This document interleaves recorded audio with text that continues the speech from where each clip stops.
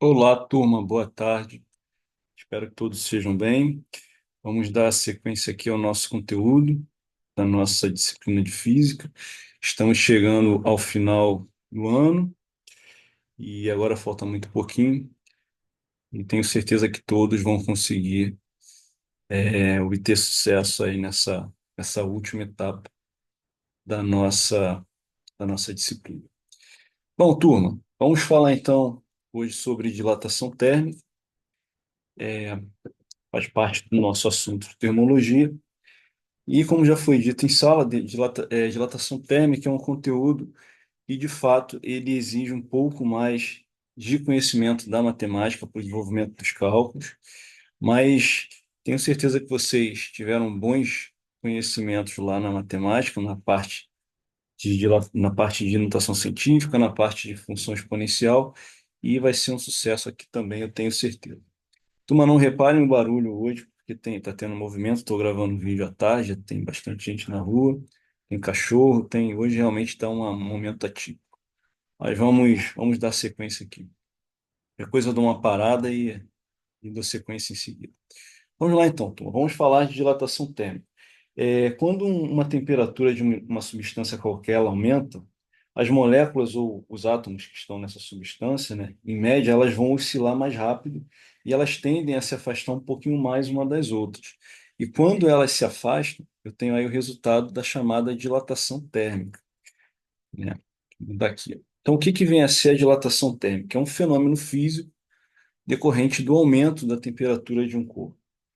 É. Quando um corpo é exposto a alguma fonte de calor, vou pegar minha canetinha aqui para marcar com vocês, a alguma fonte de calor, a sua temperatura pode sofrer variações, aumentando a agitação das moléculas que oscilam em torno de um espaço maior. Vocês podem observar aqui que nós temos aqui três situações que são casos muito comuns no cotidiano que envolvem o estudo da dilatação térmica, né? Vocês podem verificar aqui, por exemplo, eu tenho aqui uma calçada de cimento, né, que possui pequenos espaçamentos que certamente são chamadas de juntas, né, que certamente foram dilatados quando esse solo foi submetido a uma temperatura muito alta. Então ele terminou rachando e quebrando a estrutura da calçada. A mesma coisa é aqui na nossa na linha férrea aqui. Se vocês observarem aqui, nós temos um encurtamento dos trilhos em decorrência da grande amplitude térmica, né, da grande variação de temperatura. Por isso que na linha férrea, na estrutura da linha férrea, existem espaços entre a linha férrea, um espaço exatamente para que haja dilatação, já que o aço é um material que se dilata por conta das elevadas temperaturas, né? Então ele tem que, de fato, ter esse espaçamento para que ocorra a, a, a dilatação, que não gere isso aqui, não ocorra essa situação, como a gente está vendo aqui. Temos juntas de dilatação aqui na ponte também, então em dias muito quentes, existe uma aproximação muito grande, então essas juntas servem para evitar a aproximação desse concreto um com o outro. Então, existem diversas situações aí no nosso cotidiano e faz com que a gente tenha uma percepção e entenda a importância da, da dilatação no nosso cotidiano. Vejam aqui nesses exemplos aqui que a gente tem uma fenda, né, na pista de uma ponte, né? Essas fendas elas são chamadas juntas de dilatação, né? E ela permite que a ponte ela se expanda e contraia tranquilamente. Então, por isso, a gente sente aqueles impactos quando a gente está transitando, né, em uma ponte. É muito curioso a gente sentir aquelas batidas. Quem já foi ali para Niterói pela ponte, e o Niterói, a gente sente que a cada vez que a gente passa num vão ali da ponte, a gente sente esse impacto, né? Turma, na maior parte dos casos que envolvem sólidos, né, essas dilatações elas não são notadas, a olho nu elas não são perceptíveis, mas a gente sente. Agora, se a gente fizer uma observação mais rigorosa, a gente consegue detectar que houve, de fato, um aumento nas dimensões desse corpo. Tá bom, turma? Então, esse aí é o nosso conceito inicial de dilatação. Então, só relembrando que todos os corpos que existem na natureza, eles, quando sofrem um processo de aquecimento ou resfriamento, eles ficam sujeitos à dilatação, no caso da elevação da temperatura e a contração no caso do resfriamento. Vou botar até aqui para vocês não esquecerem. Ó. Vamos lá. Escrever aqui embaixo. Ó.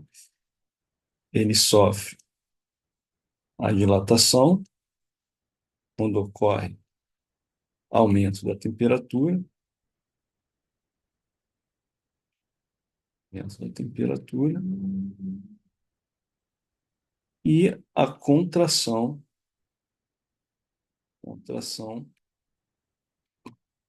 quando ocorre resfriamento da temperatura. Resfriamento da temperatura. Então, guardem isso aí. Beleza? Então, ao aquecer um corpo, por exemplo, mais uma vez falando aqui, vai ocorrer o aumento na distância entre as moléculas, né, em consequência desse elevado grau de agitação das moléculas desse corpo.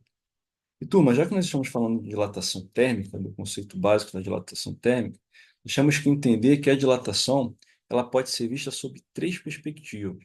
Nós temos a chamada dilatação linear, a dilatação superficial e a dilatação volumétrica.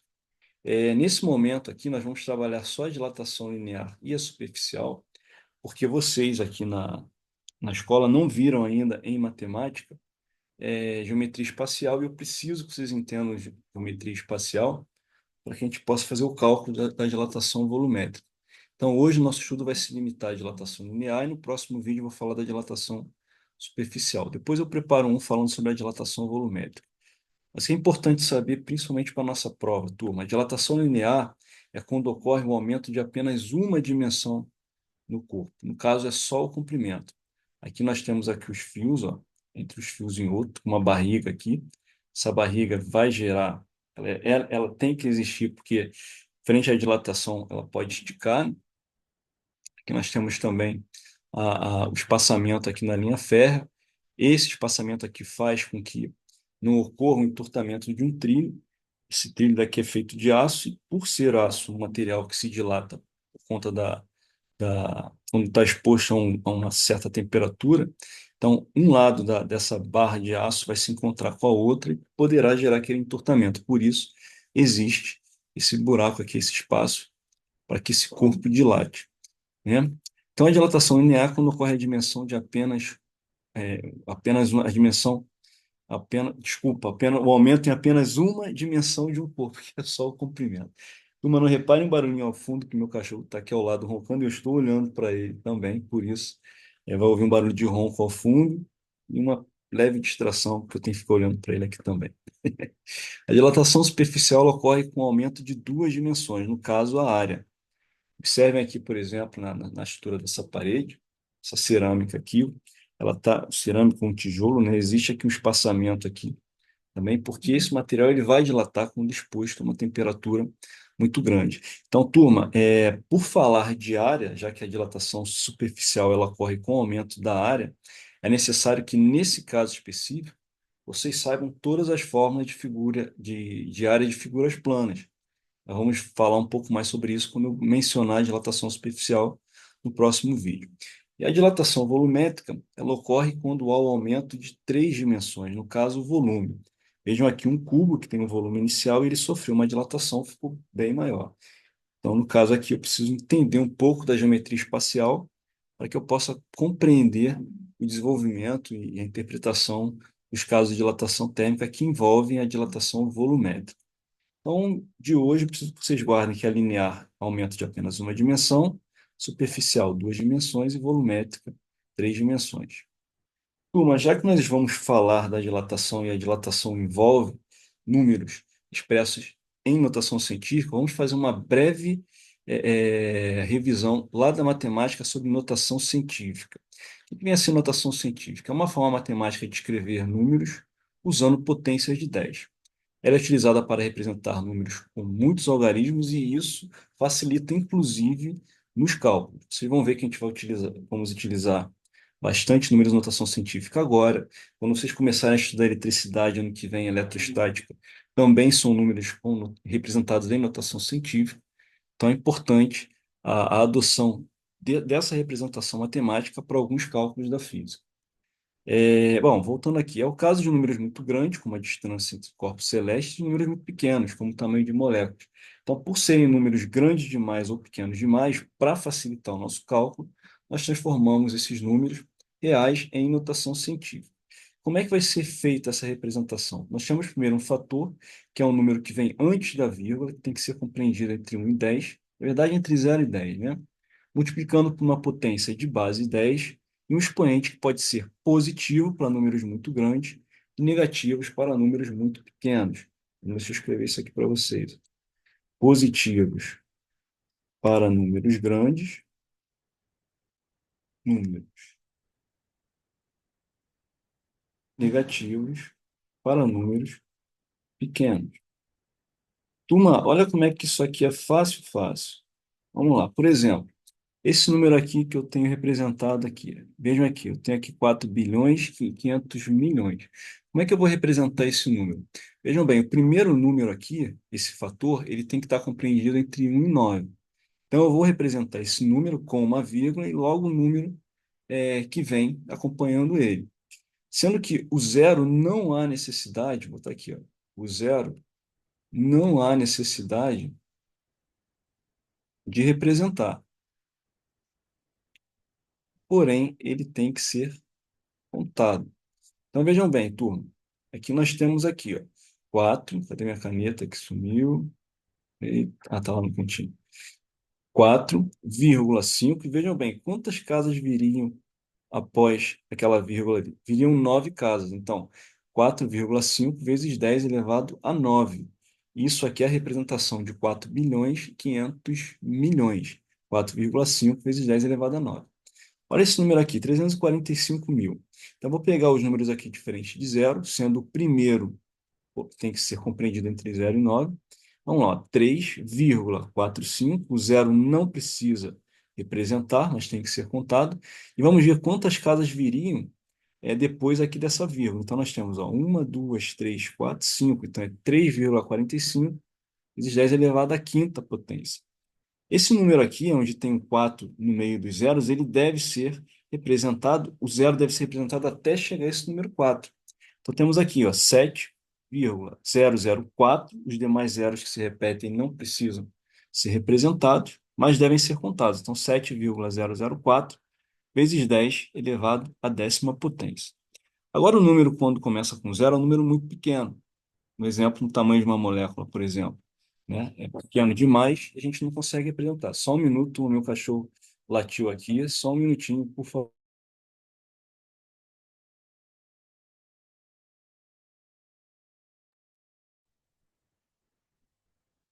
Voltando aqui, vamos voltar aqui ao nosso conteúdo.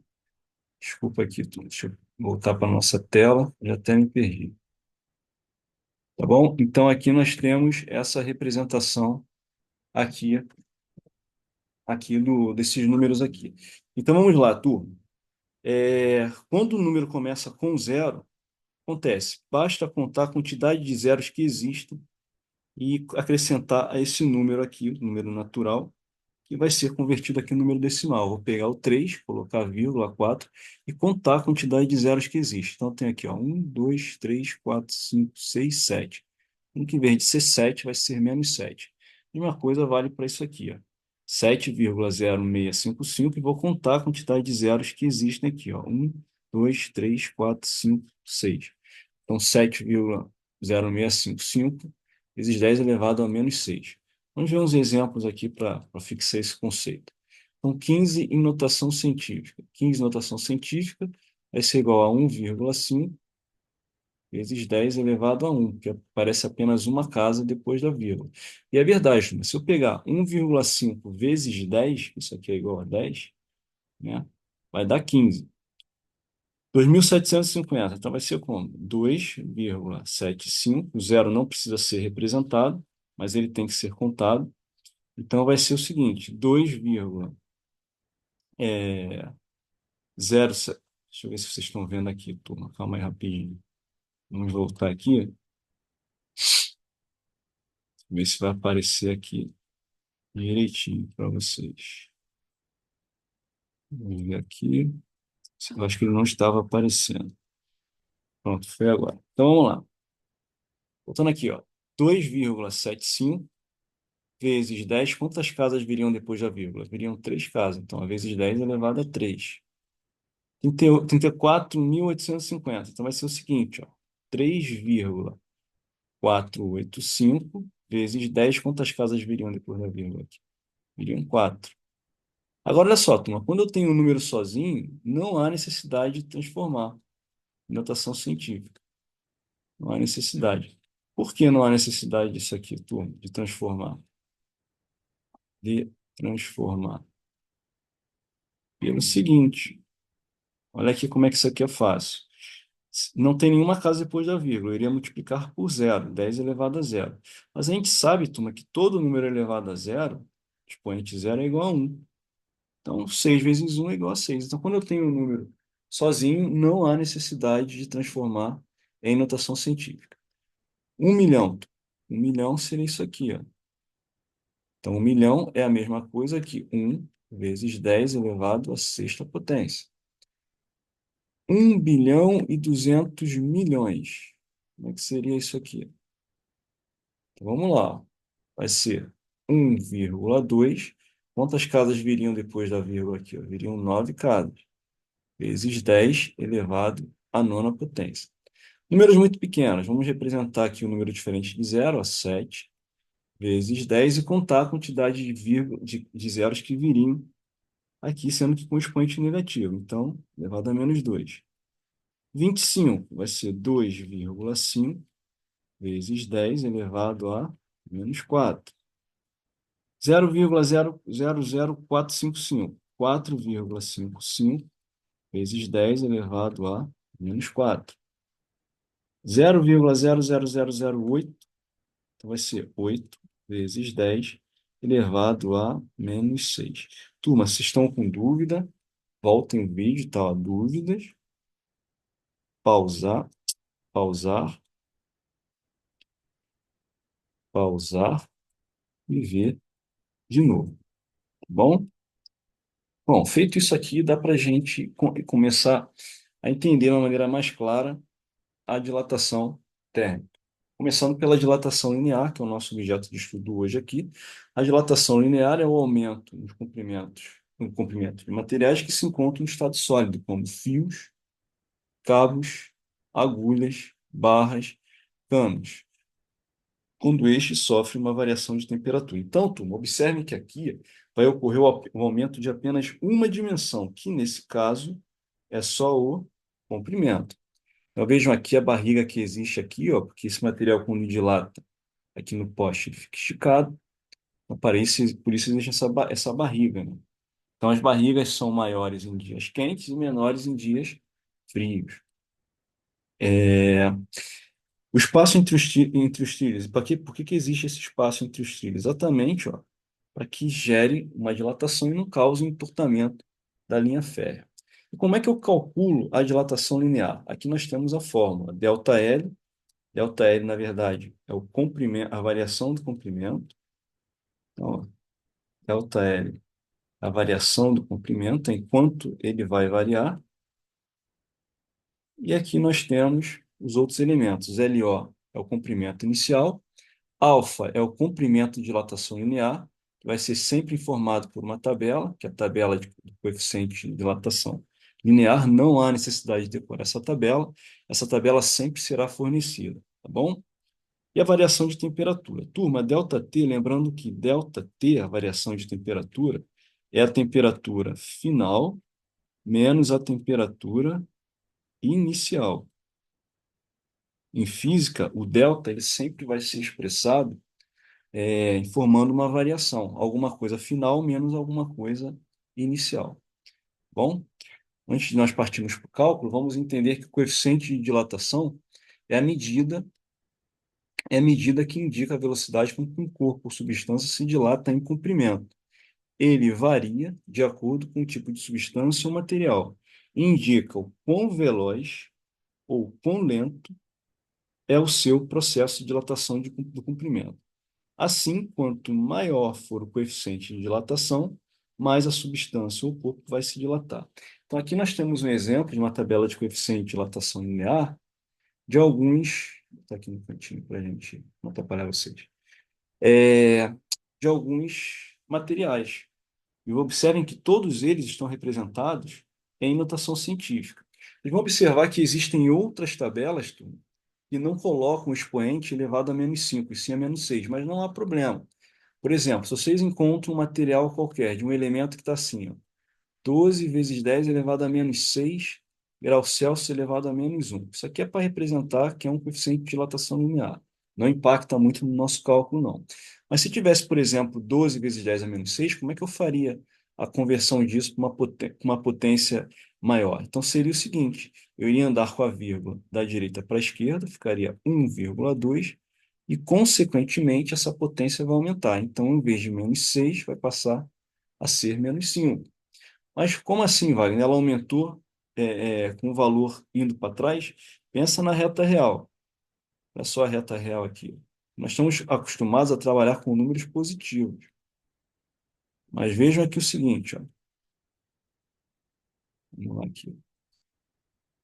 Por exemplo, se eu quero aumentar uma potência que está igual a 10 elevado a 1, aumentá-la seria 10 elevado a 2.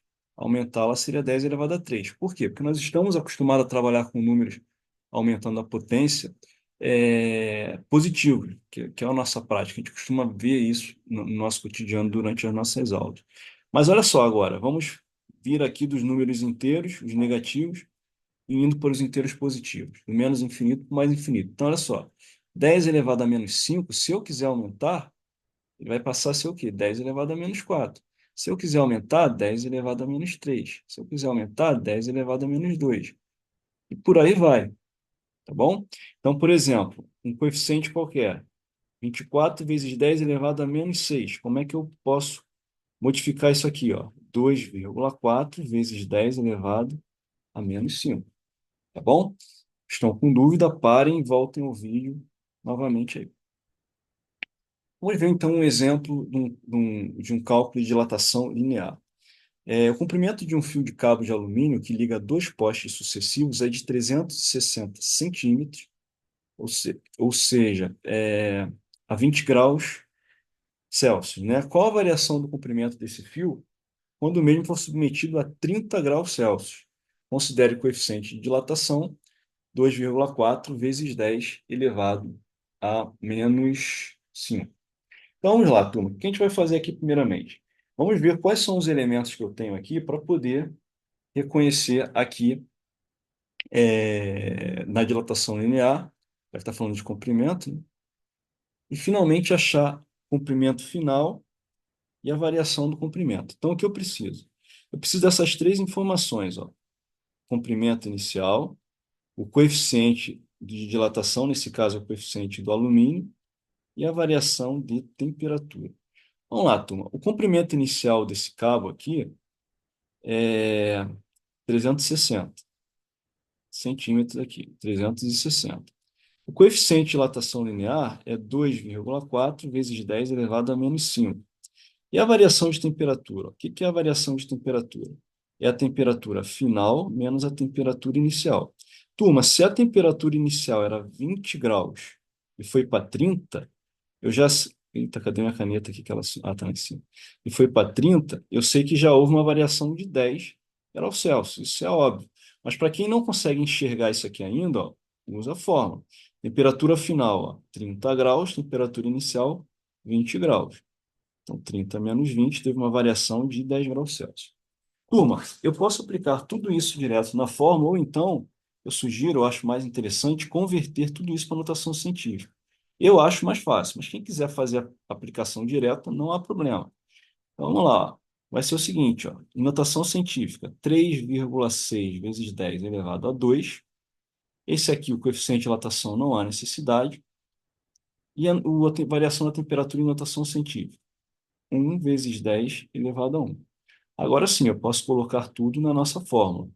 Comprimento inicial vezes o coeficiente do alumínio vezes a variação de temperatura. Quem é a variação de temperatura? É a temperatura final menos inicial. Então, vamos lá. Delta L, vocês podem botar direto aqui, tá? 360 vezes 2,4 vezes 10, ou fazer tudo em notação científica. Então, vamos lá. 3,6 vezes 10 ao quadrado vezes coeficiente de dilatação, 2,4 vezes 10 elevado a menos 5 vezes variação de temperatura, 1 vezes 10 elevado a 1. Então, vamos lá. Vamos pegar aqui os fatores aqui, ó, e multiplicar todos eles. Esquece a base 10 ali. Então, vai ser o seguinte, ó, 3,6 vezes 2,4. Então, para quem não lembra, ó, 3,6 vezes 2,4. Vejam que eu tenho duas casas depois da vírgula. Então, lembre dessa informação. Tenho duas casas, vou precisar dessas duas casas aqui. 6 vezes 4, 24. Vai 2. 3 vezes 4, 12. 1, 2, 14. 6 vezes 2, 12. Vai 1. 3 vezes 6, 6. Mais 1, 7. Olha só. Aqui vai ficar 4, 6, 8. Se tinham duas casas depois da vírgula, uma em cima no primeiro termo, outra no segundo termo, então vou andar com a vírgula duas casas para a esquerda. Então, ó, 1, 2. Então, deu 8,64. Então, a variação do comprimento é igual a 8,64. Agora, vamos pegar essas potências, turma, de base 10. Lembrando lá de função exponencial, de potenciação, lá da... Perdão, de potenciação, exponencial. Não chega a tanto. Que fala o seguinte na matemática: a potência de mesma base, na multiplicação, eu vou manter a base, ó, repetir a base 10, e vou somar os expoentes. Então, vamos pegar esses expoentes todos aqui, ó, e vamos somar. Então, vai ser o seguinte, ó, mais 2 menos 5 menos 3. Menos 3 mais 1, menos 2. Então, ó, convertendo isso aqui para um número real, isso é o seguinte: se tem está elevado a menos 2, seriam duas casas aqui, ó, que é um número muito pequeno, 0,0, e vou repetir o número todo aqui. Então, essa daqui foi a variação do comprimento, 0,0864. Se eu quisesse saber qual é o comprimento final disso aqui, como é que eu faria o comprimento final? É muito fácil. O comprimento final é o comprimento inicial mais a variação do comprimento.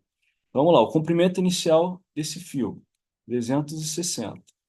Mas ele variou em quanto? 0,0864. Então, somando isso aqui tudo, ó, o comprimento final é 360,0864 centímetros. Acabou o exercício. Tá bom? Se teve dúvidas, parem e voltem novamente para ficar 100% aí. Vamos para o próximo. Qual a variação de comprimento de uma barra de concreto de comprimento inicial 6,5 metros e que teve a sua temperatura variada de 10 para 30 graus Celsius? Considere o coeficiente de dilatação igual a 1 vezes 10 elevado a menos 5. Então, vamos lá, vamos pegar os elementos que eu preciso. Comprimento inicial, coeficiente do concreto e a variação de temperatura. Turma, comprimento inicial dessa barra, 6,5. 6,5. É, vamos lá, 6,5. Coeficiente de dilatação do concreto, 1 vezes 10 elevado a menos 5 graus Celsius elevado a menos 1. Só para identificar que é um coeficiente de dilatação. Variação de temperatura. Vamos lá, então. Para quem não lembra aqui, de cara a gente está vendo ali que a variação da temperatura é de 20 graus. Por quê? Porque a variação de temperatura é a temperatura final menos a inicial. Então, a final é 30 graus e a inicial é 10. Então, vai ser o quê? 30 menos 10. Então, nós tivemos aqui uma variação de temperatura igual a 20 graus Celsius. Nós temos aqui 20 graus Celsius. Muito bem, vamos agora colocar dentro da fórmula. Variação do comprimento é igual ao comprimento inicial vezes a variação, perdão, vezes o coeficiente do concreto vezes é, variação de temperatura. Então, vamos lá. Comprimento inicial, 6,5, vezes coeficiente do concreto, 1 vezes 10 elevado a menos 5, vezes variação de temperatura em notação científica, que eu não converti aqui,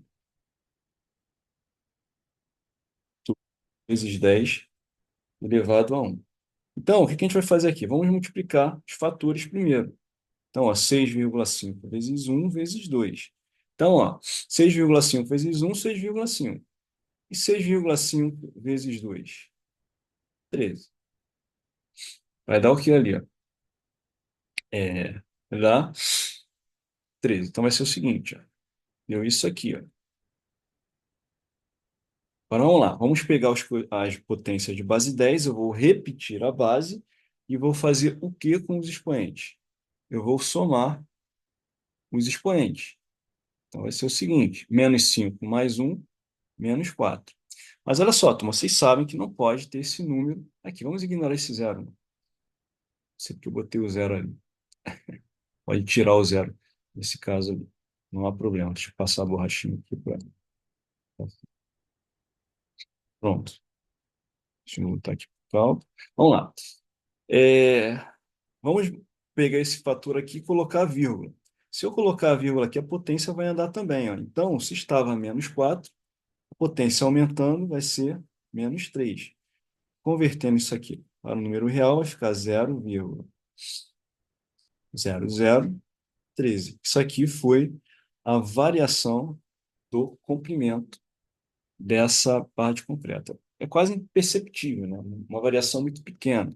E como é que seria o comprimento final disso aqui? Muito fácil, turma. O comprimento final seria o comprimento inicial mais a variação do comprimento. Vamos lá, o comprimento inicial, 6,5. E acabou de aumentar em quanto? 0,0013. Então, a resposta, ó, 6,500. Opa, perdão, deixa eu apagar aqui. Vamos lá. 6,5013 seria a variação, perdão, o comprimento final dessa barra de concreto. E por último aqui, vamos praticar aqui um exercício que caiu na Universidade Federal de Lavras. Fala o seguinte, é, vamos lá, uma barra de ferro homogênea é aquecida de 10 graus até 60 graus Celsius. Sabendo-se que a barra tem 10 centímetros, é um comprimento inicial de 5 metros, a gente tem... Opa, caramba, ficou feião isso aqui. Deixa eu apagar aqui. Isso aqui. Tem uma barra